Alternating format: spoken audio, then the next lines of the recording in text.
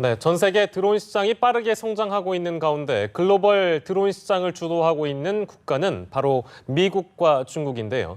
두 나라의 드론 개발은 어디까지 이뤄졌고 그 위력은 어느 정도일지 궁금합니다. 네, 양욱 한국국방안보포럼 선임연구위원과 함께 미국과 중국의 드론 경쟁 이야기 그리고 드론 진화의 현 주소에 대해서 살펴보겠습니다. 어서 오십시오. 안녕하십니까? 안녕하십니까.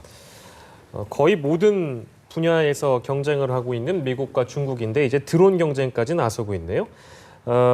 이 두 나라가 드론 경쟁에서 우위를 점하면 뭐 어떤 부분이 달라지기에 이렇게 경쟁하는 겁니까? 그러니까 일단은 지금 이제 민간용 시장, 그러니까 소비자 시장에서 사실 우승하고 있는 것은 중국입니다. 예. 굉장히 어떻게 보면은 가격 저렴한 시스템들을 많이 만들어서 예. 전 세계 드론 보급에 기여하고 있는데요. 그러나 기술적으로 굉장히 앞서 있는 것은 역시나 미국입니다. 그래서 미국은 이미 이 드론들을 이미 60년대부터 개발을 해왔었고요. 예. 그 1900한 90년대 정도 돼서는 제대로 군사용으로 활용하기 시작을 합니다. 예. 그래서 그런 면에서 그러니까 특히 이제 미국 같은 경우에는 지금 그 테러와의 전쟁을 계속 벌이고 있지 않습니까? IS와의 전쟁도 그렇고. 예. 그래서 미국 본토에서 전 세계를 감시를 하고 그다음에 미국의 적을 제거하기 위해서 예. 드론을 활용하고 있고요. 중국도 이제 사실 그러한 미국의 전략들을 보고 좀 따라가고 있습니다. 군사적으로는. 예. 근데 중국 입장은 살짝 다른 것이 아직 중국이 미국처럼 전 세계에 그 어떤 군사력을 파병하거나 이런 상황은 아니고요. 중국 입장에서 더욱 중요한 것은 예를 들어서 중국의 주변 지역들, 그러니까 예를 들어서 베트남이든 아니면은 최근에 문제가 되고 있는 남사군도 서사군도 지역들 이런 지역에서 정찰 능력을 강화하기 위해서라도 이런 드론에 많이 기대를 하고 있는 것입니다. 네. 그러니까 미국과 중국이 그 드론을 개발하는 목적은 조금 다르지만 어쨌든 경쟁을 펼치고 있는 상황이기 때문에 예. 일단 미국 드론부터 살펴보면 실제로 얼마 전에 IS 2인자를 공습하는 데 사용됐던 무기도 바로 드론이지 않았습니까? 현재 미국이 개발한 드론의 종류와 위력은 어떻게 되나요? 미국이 개발한 드론들은 사실 종류가 너무나 많습니다. 그거를 다 일일이 말씀드리는 것은 어렵고 예. 가장 대표적인 것이 제가 여기 지금 들고 나온 예. 이 MQ-1 프레데터라는 기체입니다. 예. 보시다시피 그냥 보통 비행기처럼 생겼는데 보시면 사람이 탑승하지 않기 때문에 예. 이렇게 사람이 타는 부분이 없고요. 대신에 이렇게 지상을 보기 위해서 여기 아래 동그랗게 튀어나온 부분이 카메라입니다. 그러니까 우리 이제 광학 카메라도 있고 예. 그다음에 열영상 카메라도 있고 레이더도 장비가 돼 있고요. 예. 그다음에 보시다시피 이쪽에 미사일들이 장착이 돼 있습니다. 그래서 지상에 있는 목표물 예를 들어서 예. 어떤 테러범이든 아니면 테러범이 타고 가는 차량이든 있으면 이런 걸 통해서 공격을 할 수가 있습니다. 네. 그래서 지금 이 프레데터 같은 경우는 실제 길이가 한 이제 날개 폭이 14m. 14m. 예, 그래서 길이는 한 9m 정도 되고요. 예. 실제 사람이 섰을 때는 사람 크기가 이 정도 되기 때문에 예. 사람 키보다는 작습니다. 그래서 이제 이런 것들이 많이 운용이 되고 있고 이걸 한 360대 정도 생산을 해서 실전 배치를 했고요. 예. 이것보다 덩치가 조금 더 큰 이제 리퍼라는 기종이 있습니다. 그거는 지금 여기는 보면 미사일 2발만 장착하고 있지만 네. 거기는 한 7군데 미사일을 장착을 할 수 있어 굉장히 거의 한 1.4톤에 가까운 무장을 떨굴 수가 있습니다. 예. 그러니까 이런 무인기들 같은 경우는 가장 장점이 뭐냐면은 예. 이거를 탑승을 하는 것이 사람이 타는 것이 아니라 당연히 지상에서 조종을 하고요. 지상도 그냥 현지에서 하는 것이 아니라 미국 본토에서 하는 겁니다. 네. 그러니까 본토에서 12시간 근무하면서 출퇴근을 하면서 전 세계에 있는 무인기를 운용을 하는 것이죠. 예. 그다음에 그 이외에도 정찰용으로 RQ-4 글로벌 호크라는 것이 있는데 예. 이건 한 미국이 한 40여 대 정도 생산했습니다. 이 글로벌 호크 같은 경우는 인공위성과 그러니까 첩보위성과 거의 똑같은 성능을 가지고 있습니다. 예. 그러니까 첩보위성 같은 경우는 이제 궤도를 돌려야 되기 때문에 이제 우주에서 궤도 수정하는 게 굉장히 시간과 돈이 많이 들어가거든요. 네. 근데 이러한 고고도 무인기를 사용할 경우에는 비교적 상대적으로 적은 비용으로 좀 더 자세하게 정찰이 가능하다는 장점이 있습니다. 네. 앞서서 허스 앵커가 얘기했지만 미국이 IS 2인자 공습할 때 사용된 드론이 공개가 되지 않은 상황이죠, 지금. 예, 그렇습니다. 그러니까 사실은 근데 서스 드론은 뻔합니다. 지금 아까 제가 보여드렸던 예. 이 MQ-1 이 프레데터나 아니면 예. MQ-9 리퍼 두 종 중에 하나를 활용했을 그래요? 겁니다. 미국이 이렇게 공습 용도로 사용하고 있는 드론은 딱 두 종류밖에 없습니다. 예, 예. 그래서 이제 아시다시피 사실 이 MQ-1 프레데터 같은 경우가 가장 대표적인 드론인데요. 예. 이게 원래 유명해진 거는 아프간 전쟁에서 유명해졌습니다.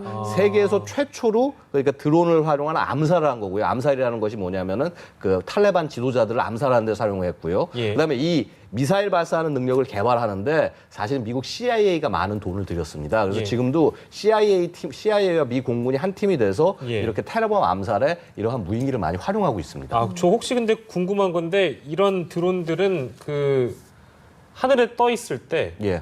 그 레이더가 탐지하지 못하는 우리가 스텔스 기능이라고 하나요? 예. 그 기능이 탑재돼 있는 겁니까? 아, 그러니까 기종들마다 틀립니다. 스텔스 기능을 보유하고 있는 정찰기도 있지만은 아직 공격하는 기종 중에서는 스텔스 능력을 보유하고 있는 기종은 아직은 없습니다. 그래요? 그러니까 미국이 이제 무인 전투기, 예. 무인 전투기로 스텔스 성능을 갖춘 기종을 지금 개발은 하고 있는데 아직 실전 배치는 안 된 상황이고요. 그래서 이런 드론을 활용하는 상황은 보통 어떠냐면은 예. 이미 적국의 그 제공권을 제압해 놓고 적국의 전투기들이 없는 그런 상황에서 네. 그 굉장히 마음대로 그 활용할 수 있는 상황에서 활용을 합니다. 아, 그러니까 적군들은 이미 그 제공권이 다 장악돼 그쵸. 있는 상황이기 때문에 드론이 떴다 하면 이미 드론이 떴구나를 알 수 있는 거네요. 그렇죠. 알 수는 있지만 그러니까 여기에 대해서 대응할 수 있는 방법이 마땅치가 않죠. 예, 예. 그러니까 보통 이제 뭐 대공포나 이런 걸 통해서 공격할 예, 예. 수도 있겠지만은 예. 그게 쉽지 않다는 거죠.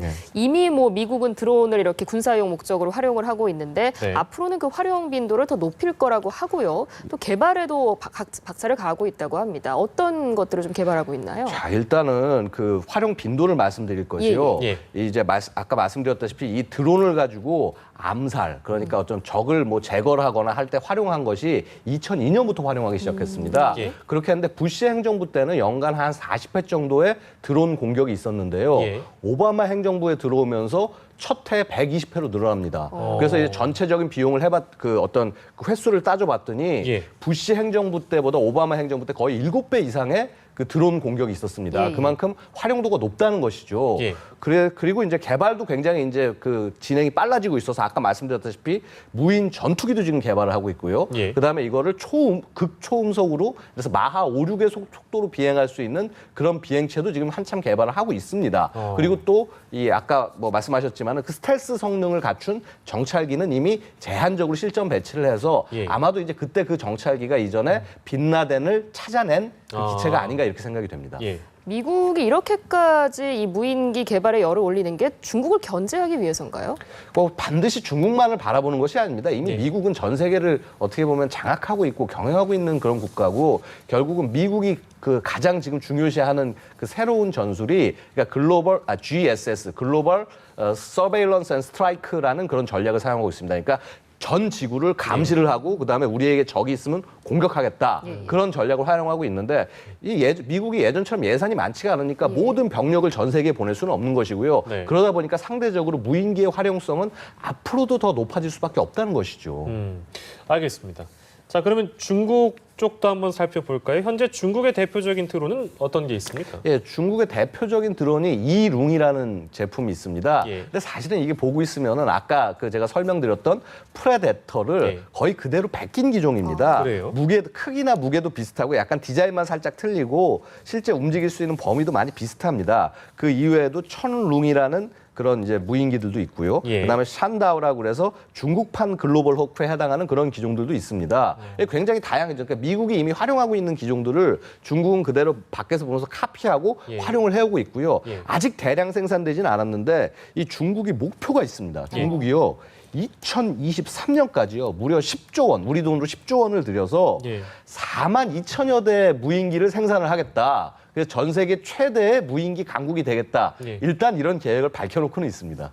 근데 어쨌든 지금까지는 그 미국의 드론을 좀 많이 복제한 제품들이 많았다 이렇게 지적을 해주셨는데 예. 미국과 중국 드론의 차이점은 뭐가 있을까요? 일단은 미국 쪽 드론의 경우에는 아무래도 미국이 기술적으로 많이 진보가 돼 있기 때문에 네. 다양한 시도들을 많이 합니다. 아까도 말씀드렸다시피 어떤 스텔스 성능을 보유하기 위해서 노력을 하고 있고요. 네. 심지어는 이제 그냥 단순히 이런 정찰기나 혹은 공격기 정도가 아니라 전투기, 그러니까 이제 전시에 최초로 들어가서 적진을 공격하는 스텔스 전투기까지 지금 한참 개발을 하고 있고 예. X-47B라는 페가서스라는 기종이 그래서 예. 2011년부터 이제 생산이 돼서 예. 지금 아직은 시험 비행 단계긴 하지만은 이제 미국의 항공모함에 이 어떤 함재기로 전투기 대신에 이런 무인기가 실릴 날도 곧 다가오고 있습니다. 예. 중국의 경우에는 아직은 좀 특별한 군사 전략이 딱 딱히 나온 것이 없기 때문에 일단은 미국을 기술적으로 쫓아가는 것에 중점을 두고 있고요. 예. 근데 하지만 아까 말씀드렸듯이 중국이 가장 두려워하는 것은 역시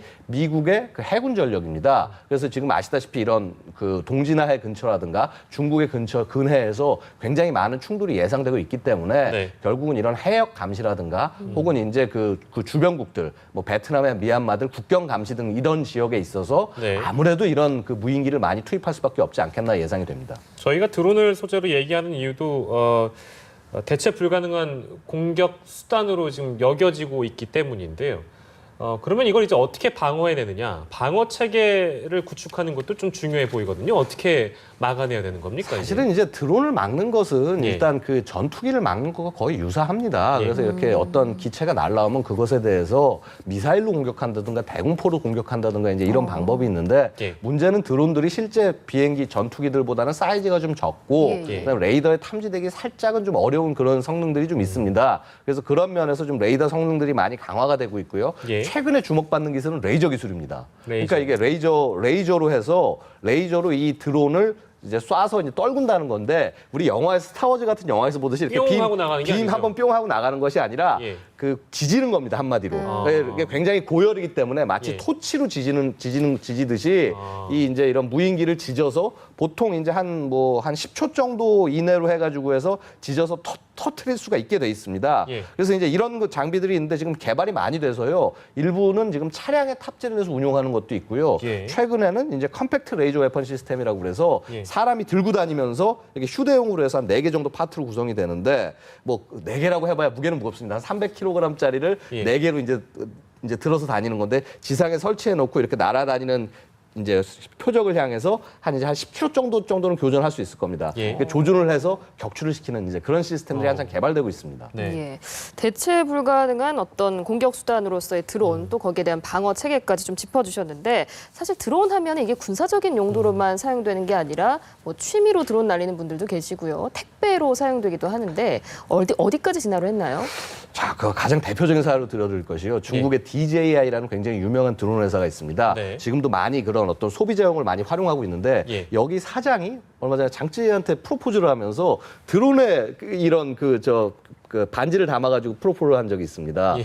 그렇듯이 드론이 쓰일 수 있는 부분은 굉장히 넓습니다. 근데 예. 언제나 문제는 뭐냐면 이 드론이라는 것이 법적 한계도 많이 있습니다. 왜냐하면은 결국 하늘을 날아다니는 기체인데 예. 이거를 통로를 어디로 해줘야 되느냐, 그다음에 어떤 사람이 이걸 운용할 수 있느냐 이런 부분들을 사실 법으로 지금 세세하게 마련하고 해놓지 않으면은 예를 들어서 얼마 전에 사고가 있지 않았습니까? 우리 모 업체가 이 이탈리아에서 그 두오모 쪽에서 이제 촬영을 하다가 예. 그 성당에 부딪힌 그런 사례도 있지 않습니까? 이렇듯이 어떤 그런 좀 이런 그 드론을 사용에 대한 방법들이나 네. 혹은 어떻게 하면 인류에게 이롭게 할 수 있는지 좀 그런 거에 대한 아직은 지혜가 조금 더 모여야 되지 않나 싶습니다. 네, 군사용에서 취미용까지 아무튼 번지고 있는 드론 전성시대에 대해서 얘기 나눠봤습니다.